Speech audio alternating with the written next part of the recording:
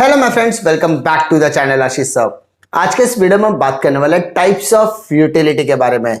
इसके पहले की वीडियो में हमने क्या पढ़ा? इसके पहले की वीडियो में हमने पढ़ा यूटिलिटी क्या होता है। Utility is a one satisfying power of a commodity, यानी आप जो भी की कमोडिटी को कंज्यूम करते हो, उस कंजम्पशन के बाद आपको एक सेटिस्फैक्शन मिलेगा।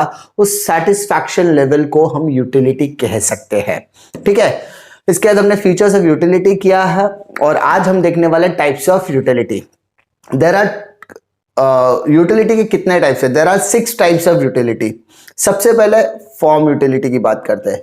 फॉर्म यूटिलिटी का मतलब क्या होता है? When a utility is created, when a utility is created due to the change in shape और structure of existing material, it is called as form utility.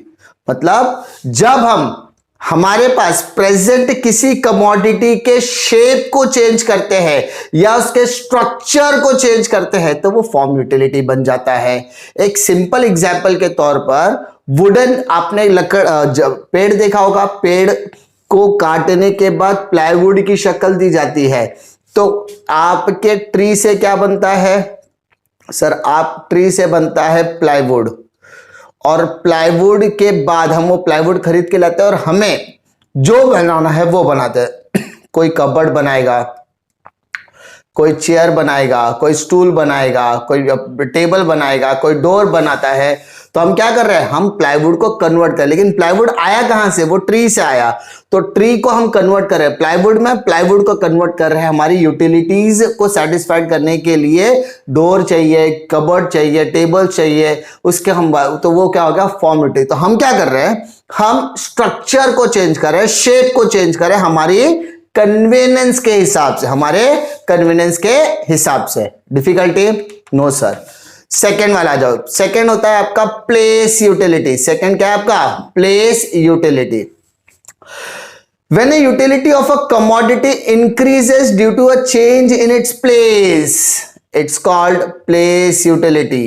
मतलब जब किसी भी कमोडिटी का जगह चेंज होने से उसकी यूटिलिटी बढ़ या कम हो सकती है, उसको हम लोग बोलते हैं प्लेस यूटिलिटी। एक एग्जाम्पल के तौर पे बोलते हैं, for example woollen clothes have more utility at cold place than a warm place. मतलब मैं अगर कश्मीर जा रहा हूं तो हमें हिदायत दी जाती है कि जाते समय आप वुलन क्लोथ जरूर रखना, क्योंकि वहां पर ठंडी बड़ी होती है।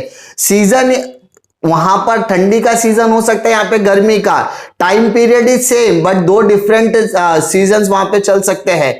तो हमें हमेशा ऐसा कहा जाता है कि जब भी आप जम्मू कश्मीर, लेह लद्दाख जाओगे तो वहां पर आपको कैरी करना है वुलन क्लोथ्स।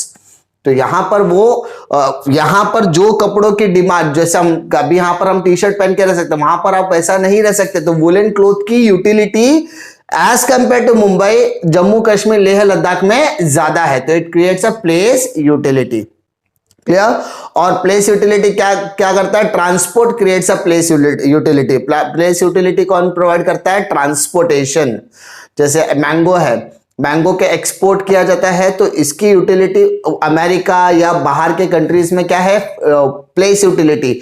वहां के लोगों का जो क्लाइमेटिकल कंडीशंस है, वहां का जो क्लाइमेटिकल कंडीशंस है वो आम या बाकी जो भी फूड है, प्रोडक्ट्स है, उसको उगाने के फेवरेबल में नहीं होता। इसीलिए वो ज्यादातर चीजें क्या करते हैं? इंपोर्ट करवाते हैं। तो इंडिया से ये सारा सामान एक्सपोर्ट होता है। तो यहां से एक सामान जब वहां जाता है तो उसको बोलते हैं हम place utility.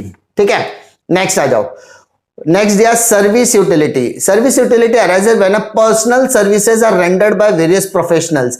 When we are talking about professional, doctors, teachers, lawyers, जब हम किसी भी डॉक्टर, लॉयर, टीचर्स, इंजीनियर्स या आर्किटेक्चर से कोई सर्विसेज लेते हैं तो वो बन जाता है सर्विस यूटिलिटी। बिकॉज वो एक स्पेशल तरीके की पढ़ाई करते हैं, जैसे डॉक्टर बनने के लिए कोई BDS करता है, कोई MBBS करता है, ठीक है, कोई BAMS करता है, मतलब आयुर्वेदिक मेडिसिन करता है, कोई यूनानी मेडिसिन में करता है बैचलर्स। तो ये अगर मैं डॉक्टर्स के पास जाके उनकी सर्विसेज लेता तो वो मुझे क्या देंगे? सर्विस यूटिलिटी देंगे। क्या देंगे? Service utility. क्लियर?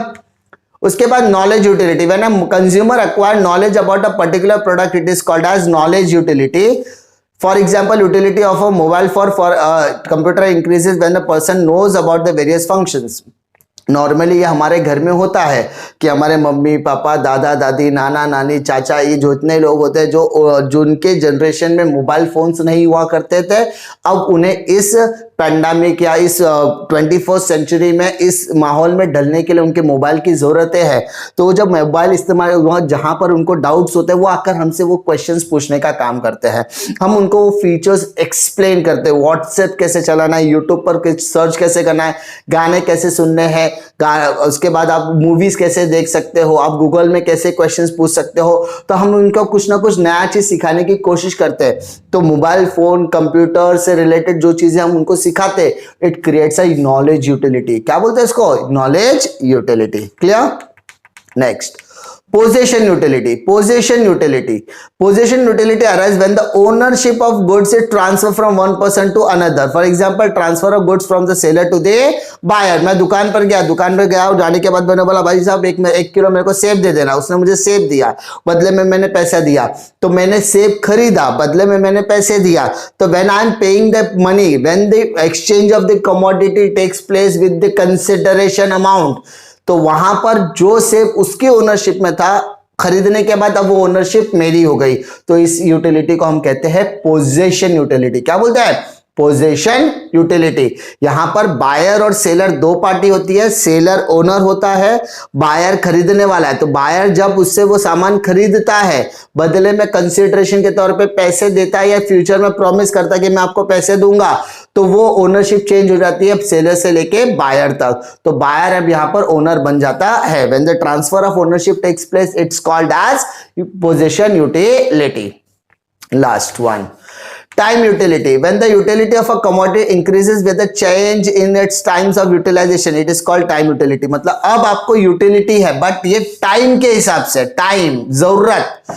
जैसे यहाँ पर for example student has more utility for text book during the examination than in vacation. Vacation में भाई किताबें हाथ भी नहीं लगाने का। वेकेशन मतलब कंप्लीट। तो स्टूडेंट बोलता है स्कूल में जाऊंगा, कॉलेजेस में जाऊंगा, तब जाके मैं पढ़ाई करूंगा, अभी वेकेशन का टाइम चला, अभी पढ़ने की जरूरत नहीं है।